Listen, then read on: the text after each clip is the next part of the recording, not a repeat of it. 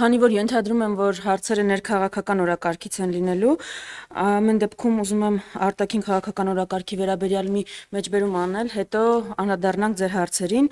Երեկ Իլհամ Ալիևը հանդես է եկել հայտարարություններով ադրբեջանցիների Հայաստանում բնակեցման մասին, այլ թեզերի մասին արդեն խոսվեց, բայց ես ուզում եմ ուշադրություն հրավիրել մի կարևոր հատվածի։ Իլհամ Ալիևը ուղիղ ասել է, որ ԵՀԿ Մինսկի խմբի ուղերձներից մեկը այն էր, որ իրենք պետք է գնան ու բանակցեն, երկրորդը այն էր, որ այլ լուծում չկա բացի բանակցությունները, երրորդը, որ Ադրբեջանը չի կարող պատերազմ սկսել, իսկ չորրորդը, որ եթե պատերազմ սկսեն, նրա դեմ պատժամիջոցներ կկիրառվեն։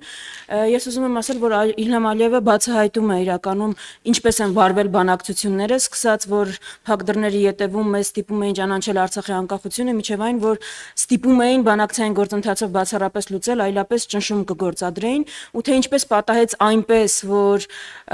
բանակցային գործընթացը խեղվեց ու շեղվեց այնպես, որ Հայաստանը մենակ մնաց Հայաստանի դեմ սանձազերծված պատերազմում, ու հետո էլ գործող իշխանությունը այդպես հպարտորեն հայտարարում է, դե մենակ մնացինք մենք, մեզ օգնող չեղավ,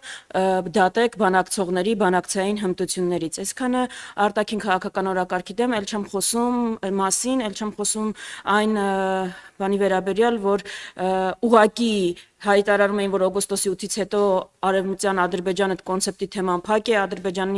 ադրբեջանցիների Հայաստանում բնակեցման թեման փակ է, օգոստոսի 8-ից հետո ավելի շատ են սկսել դրա մասին խոսել, քան երբևէ միջևես խոսել են։ Այսենց բանակցային հմտություններով իշխանության հետ գործ ունենք։ Հիմա սիրով կպատասխանեմ ձեր հարցերին։ Բաժանորդագրվեք Արմաթ մեդիայի ալիքներին սոցցանցերում, հետևեք մեզ նաև Armat Media AM կայքում։